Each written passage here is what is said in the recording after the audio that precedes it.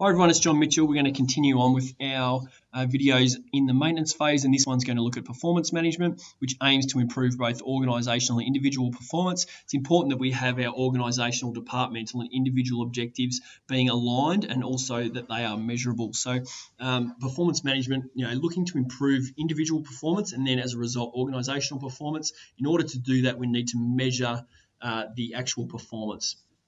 Organisational, departmental performance and individual performance. And this video is probably going to focus more on individual performance because if we improve the individual's performance, we should increase the overall organisational performance. So performance management can help determine if jobs are well designed, whether the right employees are being hired, because we can determine how well an employee is actually performing. So if we're in recruiting and selecting the wrong employees, then that will give us a real indication if they're performing poorly. It also helps us to manage determine whether our training and development has been done really well. So all those kinds of things. Measuring the employees' performance can help us determine whether other parts of the business are working effectively and efficiently. So to measure and manage an employee's individual performance, we can conduct what's called a performance appraisal.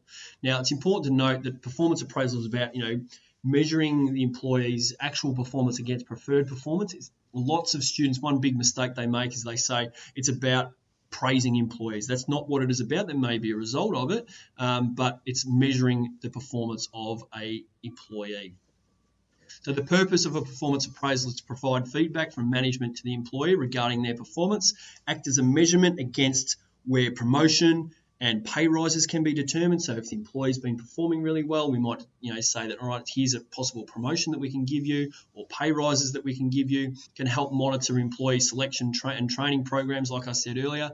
Can identify any training and development needs. So if the employee hasn't been performing up to the standard, they may require further training and development. And can also identify objectives and put a plan in place to achieve or improve future performance, so that we analyse how the employee has been performing over the last 12 months. And we look at it and go, all right, here's a plan for the future. Here's our next lot of objectives, and we'll put in a plan to help you improve your performance in the future.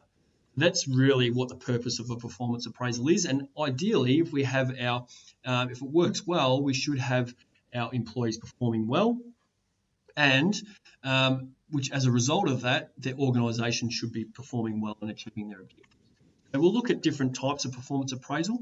First of all, there's the 360-degree feedback, which is seeking feedback from people who the employee works with. Now, that could be a range of people, not just one person. So typically their manager, their peers, even customers. So different people they have contact with, so we can get a full round view of how the employee's been performing in different areas of the business. Less bias, so there's not just one person giving their feedback on how the employee's been performing. However, one of the drawbacks is that it can be time consuming to get the feedback from many different people.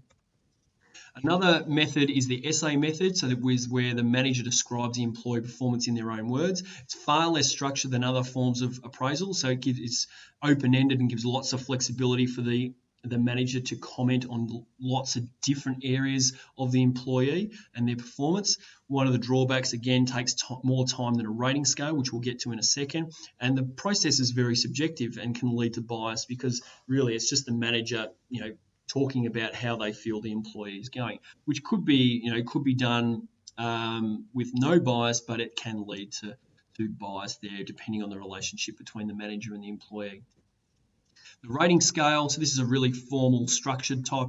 The employees are assigned a score on different criteria that's important to the job success. It can be fast and easy to use. That's one real benefit, and offer a simple way to look at basic strengths and weaknesses of the employee. However, it doesn't give an in-depth view of the performance, and it has that lack of flexibility in looking at employees' specific performances. So, it's quite structured and inflexible in terms of how it's used. However, it can give a really good, quick overview of how an employee has been performing.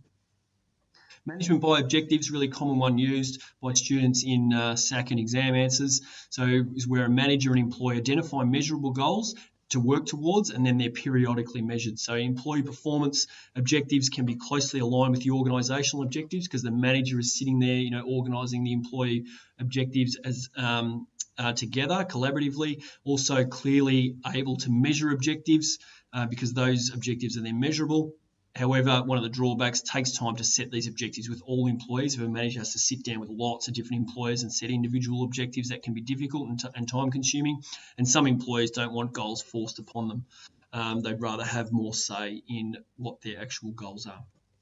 So just to recap, we're still in the maintenance phase. Well, we've just finished the maintenance phase, but we went through induction, training and development, recognition and rewards, and today, in today's video, we went through performance management, which is, and different individual employee performance appraisals, 360-degree feedback, SA method, rating scale, and management by objectives. So for questions, activities, and more, then come on over to teachingbubble.com.